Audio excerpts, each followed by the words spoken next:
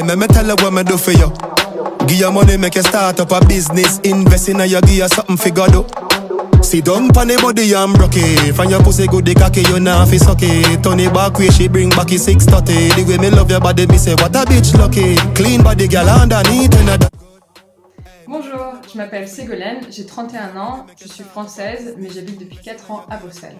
Et surtout, je suis les Cultural and Dance Classes. On a fait un premier cours une première session qui portait sur l'influence de l'Occident sur la dancehall. On y a vu que l'influence s'était passée avec le colonialisme, l'esclavagisme, la façon aussi dont on considérait le corps des femmes noires et dont on allait les hypersexualiser.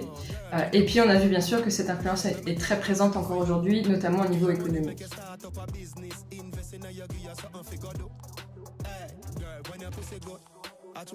Moi, il y a un exercice qui m'a particulièrement marqué.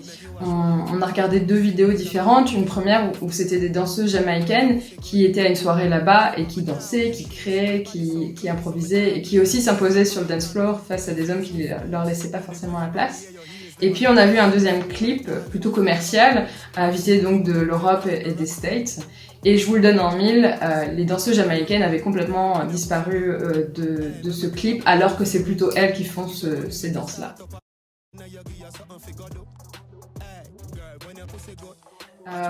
Moi, ce que ça m'a rappelé, c'est vrai que quand je regarde une vidéo, je pense que je mets mes lunettes de féministe, et donc si je vois dans un clip un groupe de femmes qui ont l'air plutôt différentes, qui s'encouragent, qui dansent, qui ont l'air de s'amuser, qui se donnent confiance en elles, c'est des choses qui me parlent parce que c'est quelque chose que je viens chercher quand je fais de la dancehall, cette sororité, cette force.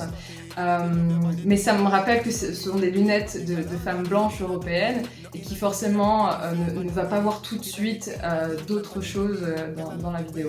Et donc si je prône l'intersectionnalité du féminisme, il faut aussi que je continue à me l'appliquer, à pouvoir préciser, nuancer, complexifier ma façon de voir le monde, de l'expérimenter, mais aussi mes positionnements.